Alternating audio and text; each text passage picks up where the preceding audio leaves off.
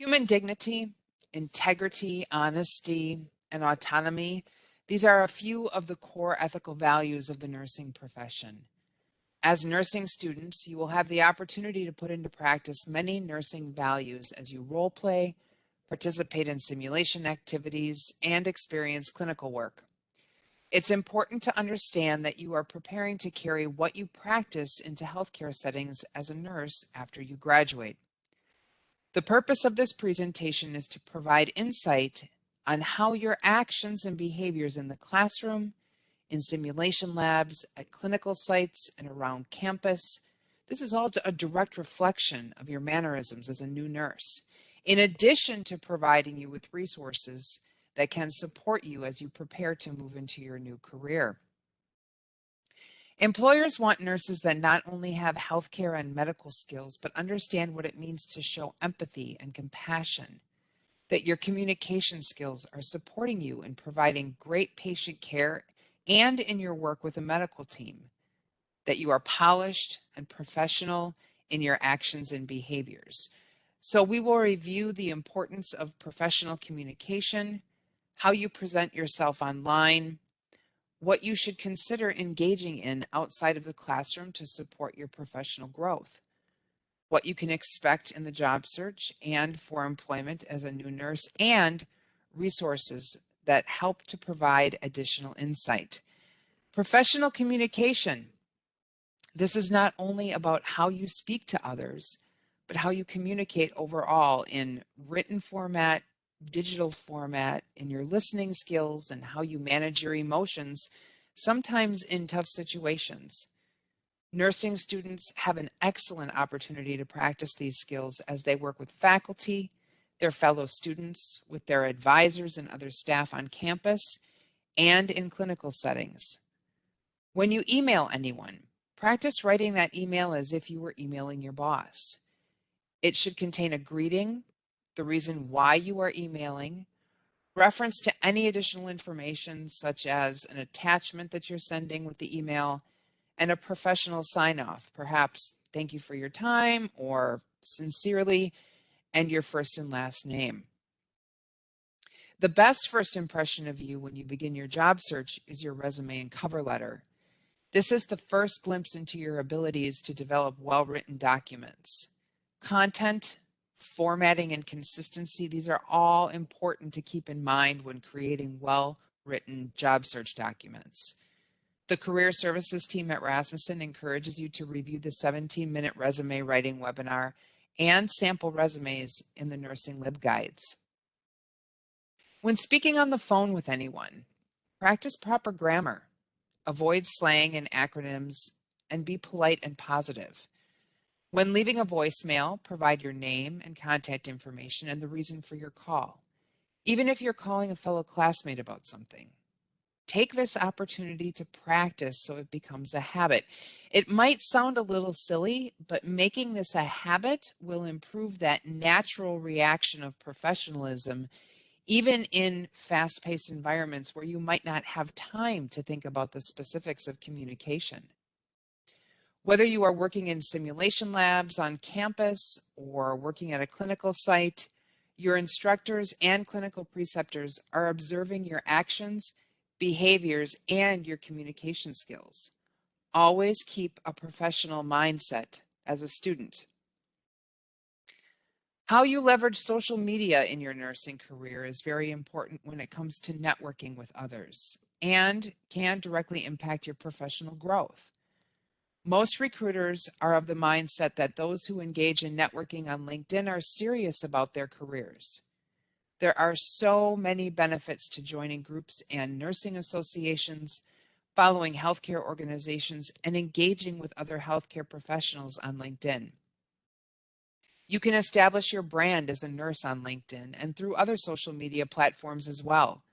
Today, and more recent really, social media has opened up avenues for nurses to connect with others across healthcare systems and across borders to share ideas and information. The support and assistance that you provide within the profession could be endless by proper use of social media channels. There can be a downside to social media as well. Again, this goes back to what I said previously. Keep it professional. Have you Googled yourself lately? What do you currently have on social media? Do you perhaps need to spend some time cleaning things up and removing inappropriate information or photos? Now, avoiding social media altogether, this is not the answer. In today's digital world, it's important to exist online. Become an influencer in your field the right way.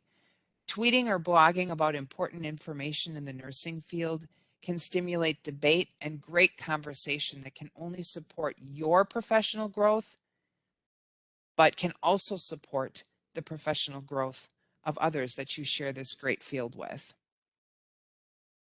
Professional growth and development can also be found by joining a professional nursing association. Nursing associations enable nurses to stay up to date on healthcare innovations and best practices, resources, and so much other information. American Nurses Association and National Student Nursing Association are two of the most common associations, but there are also more local associations within each state. And there's a link at the bottom of this slide that you can use. It will take you to a long list of practice-specific associations on a national, state, and international level. The importance of having resources at your fingertips is important as a nursing student. The Nursing LibGuides on the online library can provide you with many supportive materials when it comes to preparing for your job search, such as resume writing and interviewing question preparation, in addition to providing you with information about the nursing profession and specializations within the industry. Also included are links to employer spotlights. Employer spotlights are short informational recordings with employer partners who are interested in hiring Rasmussen nursing graduates. The Career Services team continues to record these sessions on a monthly basis, so be sure to check back periodically for new information. Getting that first position in your new career as an LPN or an RN is an exciting time, and it's important that you understand what you can expect as a new nursing graduate. Your first position as a new nurse may not be exactly what you want it to be or where you want to be working at, but it is a step in the right direction.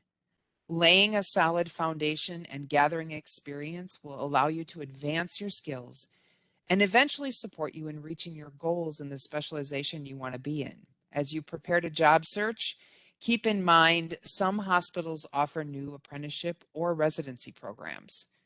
Clinics are always looking to hire new nurses, and there is quite a bit of contract work out there that can provide you with a variety of different experiences to add to your nursing resume. Travel nursing has expanded in the past couple of years and can offer you amazing opportunities that you might not be able to find locally where you currently reside. Home health care, long-term care facilities and TCUs, and assisted living facilities can provide a solid foundation for progression and advancement in the nursing field. Making decisions about where you want to start in your career and starting that job search and setting those goals is going to take some work, but it's worth it when you start interviewing for nursing positions. Once you have decided on the area of nursing you're hoping to work in, you can start to create a list of employment opportunities using an application tracker, keeping track of the positions that you apply to and managing all of that information, such as company name, location of position, contact information, and names of individuals that you speak with and interview with.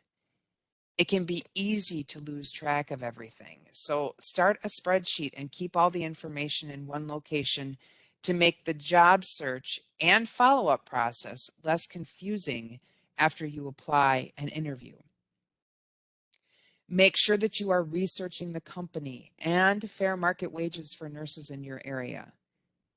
It's important that you are being paid based on your knowledge and what you're skilled to do, but you need to have a really good understanding that nurses who work in clinics, whether specialty or general practice, are going to get paid differently than those who work in assisted living or long-term care facilities, first, second, or third shift, that's going to make a difference in what you get paid as well.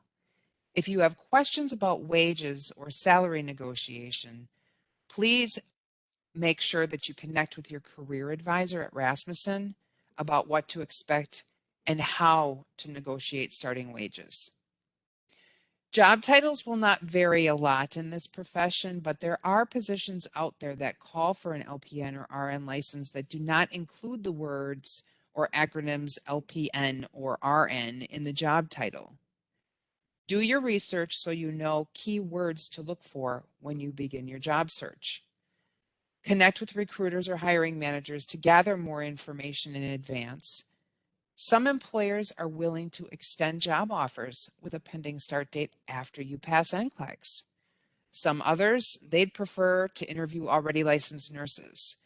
Establishing a connection through LinkedIn or at an on-site or online hiring event can give you that edge that you need when you start to apply.